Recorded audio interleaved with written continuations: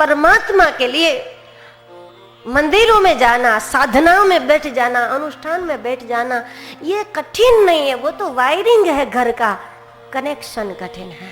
वो करवा दो, वो दे दो, संपर्क करवा दो, कनेक्शन दे दो, ताकि करंट शुरू हो जाए। बाकी सब हम कर लेंगे। बड़े बड़े झूमर ले आएंगे, बड़ी बड़ी लाइट, बड़ी बड़ी ट्यूबलाइट सब कर लेंगे हम, लेकिन बात जो है करंट की, वो कनेक्शन के बिना नहीं होता।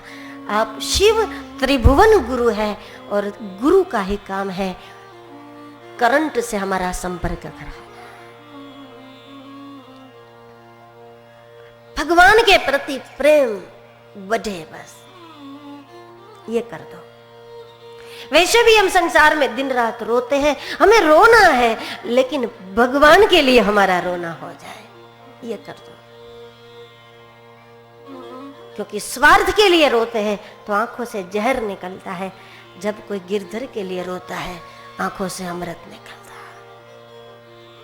उसकी दिशा ईश्वर हो जाए। हमें कोई काम छोड़ना नहीं है।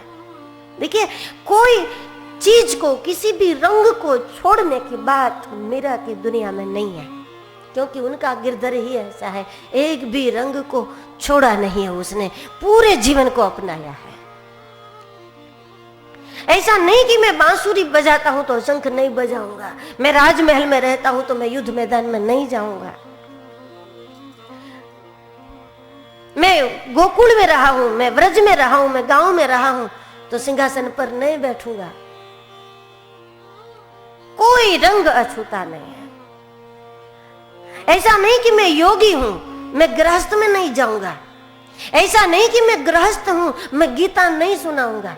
जीवन के प्रत्येक रंग को कृष्ण ने अपनाया है।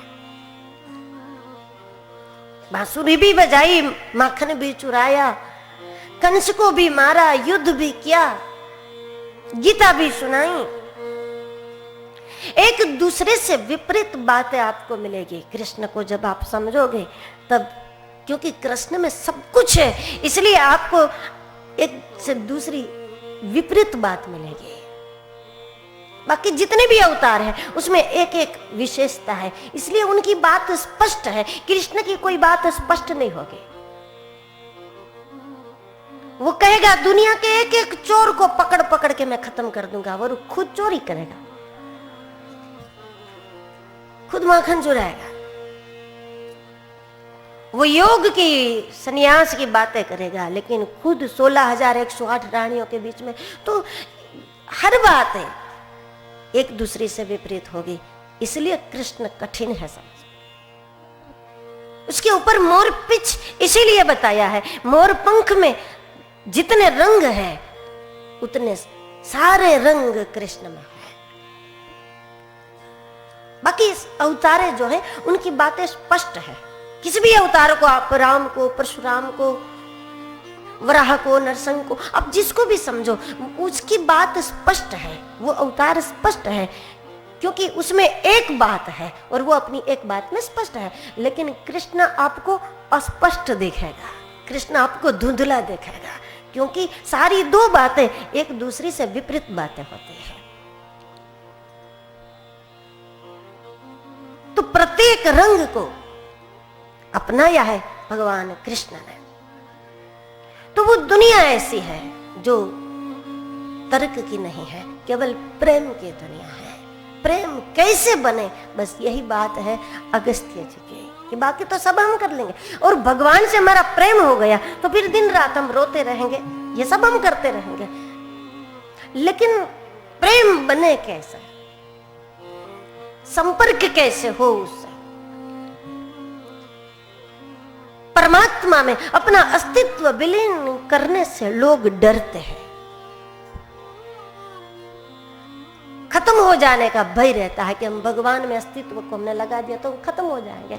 खत्म नहीं होते, अनेक गुने हो जाते हैं, शक्तियों से संपन्न हो जाते हैं, लेकिन डर लगता है।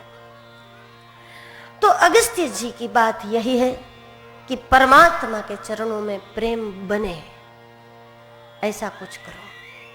कभी कभी हमारा मन भावुक हो भी जाता है, भगवान में लगने के लिए तैयार भी हो जाता है, फिर हम वापस लौट जाते हैं कि कहीं खत्म हो जाएंगे तो, कहीं बर्बाद हो जाएंगे तो।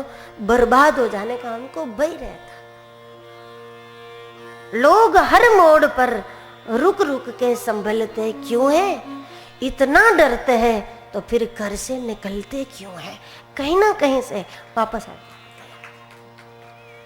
कथा सुनते सुनते, दर्शन करते करते आप आगे तो बढ़ जाते हैं, लेकिन जब आपको ऐसा लगेगा कि अब आपका मन मुग्ध हो जाएगा, उसमें विलीन हो जा रहा है, तो ऐसे में फिर आप ये सब छोड़ दोगे, कहीं बर्बाद हो जाएगा। मुंह के पर आप वापस हट जाते हैं। तो संपर्क करा दो, प्रेम बने, ऐसा कुछ सुनाओ। तब भगवान शिव जी ने भक्ति के विषय में कथा सुनाई, भक्ति की महिमा सुनाई अगस्त्य जी को। ऋषि पूछी हरि भगति सुहाई,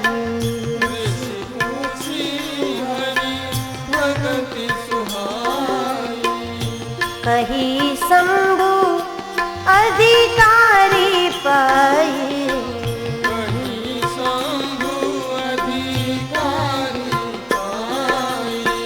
मुनि सन विदा मागी त्रिपुरारी,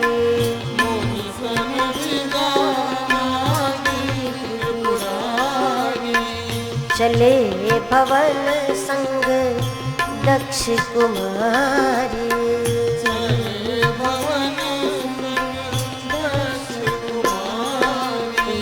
एक बार त्रेता जुग मारी,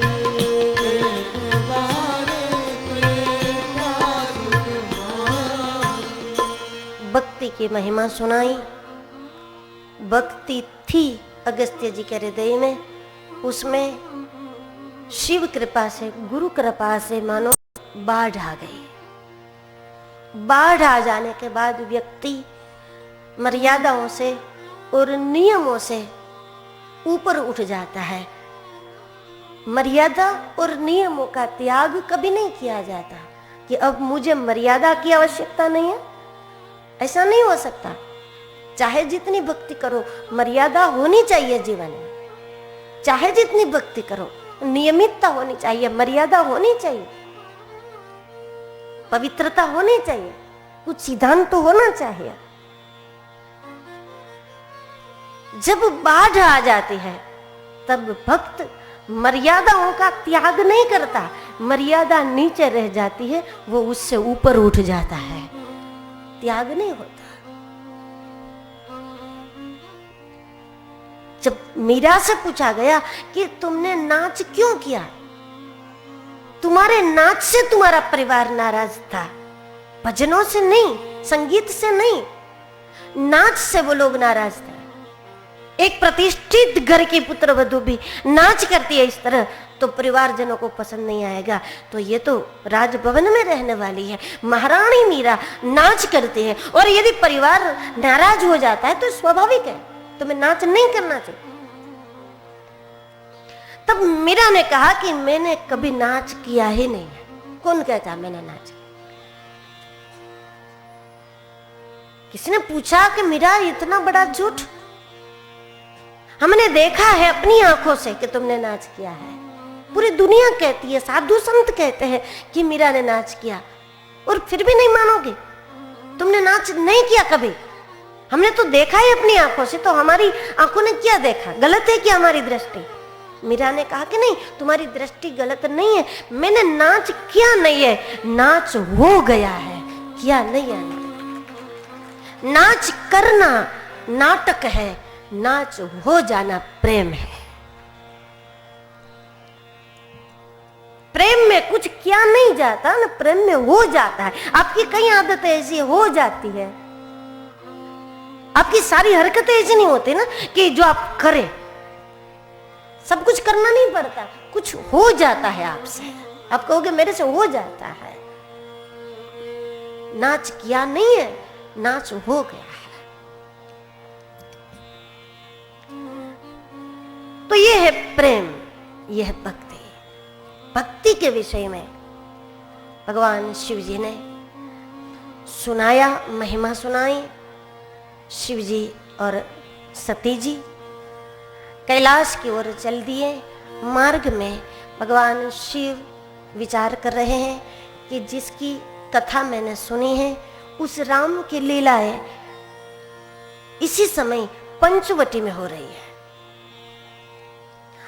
अगस्त्य जी की राम कथा का प्रभाव ऐसा है कि जो अगस्त्य जी के द्वारा राम कथा सुने उसको मृत्यु के पहले परमात्मा का साक्षात्कार हो जाता है। जिसने भी कथा सुनी उसको साक्षात्कार हुआ, लेकिन अगस्त्य जी के द्वारा। अगस्त्य जी की राम कथा में ऐसा प्रभाव है। कभी न कभी वो दर्शन की प्यास जगा देती है कथा, और कभी न कभी वो प्यास लेकर के वो जीवात्मा दौड़ती है और साक्षात्कार तक पहुंच के रहती है। इसी जीवन में मृत्यु के पहले यह प्रभाव है।